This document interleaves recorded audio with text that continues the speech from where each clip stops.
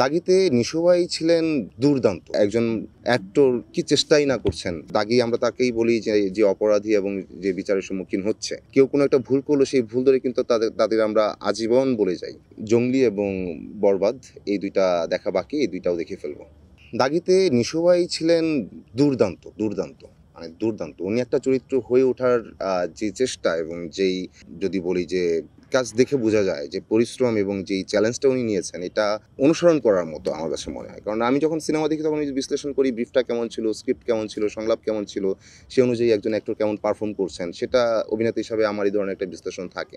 তো সেই জায়গায় যখন সিনেমাটা দেখছিলাম আমি অনেক বেশি বিস্মিত হচ্ছিলাম, আপ্লুত হচ্ছিলাম। একজন অ্যাক্টর কি চেষ্টাই না করছেন ওনার ফিল্মটাকে, ওনার এই চরিত্রটাকে, ওনার এই গল্পটাকে যথাযথভাবে জাস্টিস করতে। নিশো ভাই দুর্দান্ত ছিল দাগিতে। এবং দাগি এ, সিনেমাটাকে আমি বলবো যে এটা একটা দারুণ প্লট। এটা কখনো আমিও ভাবি নাই যে সমাজে যারা দাগী, মানে সমাজে কিভাবে দাগী, যখন দাগী আমরা তাকেই বলি যে যে অপরাধী এবং যে বিচারের সম্মুখীন হচ্ছে। তো সেই মানুষটা আসলে তার নির্দিষ্ট বিচার শেষে, শাস্তি শেষেও যে সে মুক্ত হয় না, সে যথাযথ পরিবেশ পায় না বেঁচে থাকার মতো আমাদের সমাজে। এটা কিন্তু ট্রু।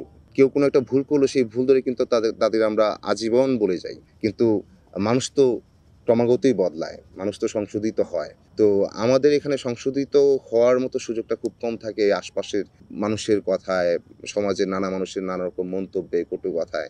তখন আসলে এই মানুষটা কোন পথে যাবে আসলে? তখন কি এই মানুষটা এইসব সয়ে গিয়েও আরো ভালো দিকে যাওয়ার চেষ্টা করবে? সেই পথটা কি আসলে আদৌ থাকে?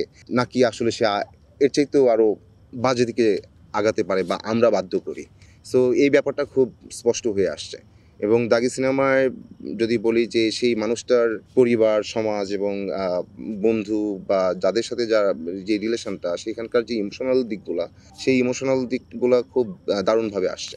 ঈদে বেশ কিছু কাজ যদি বলি, পায়েল, মানুষ কি বলবে, শহরের যত রং, যদি আমার হও, এই কাজগুলো প্রশংসিত হয়েছে বা যারা দেখেছেন তারা অনেক বেশি ভালো বলেছেন যে খুব চমৎকার। এই চেষ্টা ছিল যেন ঠিকঠাক কন্টেন্ট করতে পারি। তো আমার সামর্থ্য অনুযায়ী ঠিকঠাক কন্টেন্ট করা, আমার কাছে মনে হয় মন্দের ভালো কিছু কাজ করা আর কি, যেটা মন্দ না, চলে।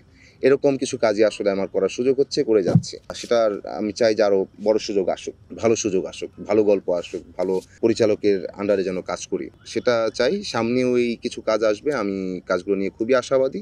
আগামীতে যদি এই কাজগুলো আসে, আমি মনে করি যে দর্শক এই কাজগুলো বেশ এনজয় করবে।